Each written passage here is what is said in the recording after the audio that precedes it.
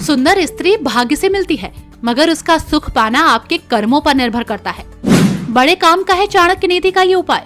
स्त्री सुख के लिए जरूर पढ़ ले ये चाणक्य नीति की सलाह। 9-2-11 होने में नहीं लगेगी देर, अगर समय रहते नहीं जाने चाणक्य नीति के ये उपाय। अगर आपके घर भी हो रहा है ऐसा, तो आपके लिए बड़े काम की है ये जानकारी। 1000 बार करेंगे महाराज चाणक्य को प्रणाम। आचार्य चाणक्य ने मानव जीवन के हर पहलू का बड़ी स्पष्टता और 2 टूक शब्दों में विश्लेषण किया, जो सदियों बाद आज भी प्रासंगिक लगती है। यहाँ हम उन सुख की बात करें जो आपके भाग्य के सहारे प्राप्त तो हो जाती है, लेकिन आप उसका उपभोग नहीं कर पाते। अगर आप उनका लाभ उठा लेते हैं तो ये आपके पिछले जन्म की तपस्या के कारण प्राप्त माना जाता है।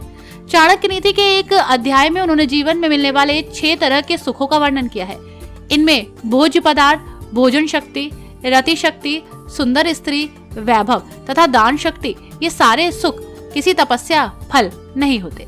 कहने का आशय स्वादिष्ट खाने पीने की वस्तुएं मिले, जीवन के अंत तक खाने पीने और पचने की शक्ति बनी रहे, सुंदर स्त्री से संभोग की इच्छा बनी रहे, सुंदर स्त्री पत्नी बने, धन संपत्ति होने के साथ साथ दान देने की प्रवृत्ति भी हो। तो ये सारे सुख मिलने के पीछे भाग्य के साथ साथ पिछले जन्म के कर्मों के कारण ही संभव हो पाते हैं। मान्यता के अनुसार पूर्व जन्म में ये खुशियां अखंड तपस्या के पश्चात ही प्राप्त होती हैं। अक्सर देखने को मिलता है कि जिन लोगों के पास खाने की कोई कमी नहीं, उनके पास उन्हें खाना खाकर पचाने का सामर्थ्य नहीं। इसे दूसरे शब्दों में कहें तो जिसके पास खाने के लिए भुने बादाम तो होते हैं, लेकिन उन्हें चबाने के लिए उनके पास दांत नहीं होते। जिनके दांत होते हैं उनके पास बादाम नहीं होते। दंत और बादाम के सुख के पीछे आपके कर्मों की भी बड़ी भूमिका है। इसी तरह बहुत सारे लोगों के पास अपार धन दौलत और वैभव है, लेकिन उनमें उस धन दौलत को उपभोग करने और दान देने की प्रवृत्ति नहीं होती।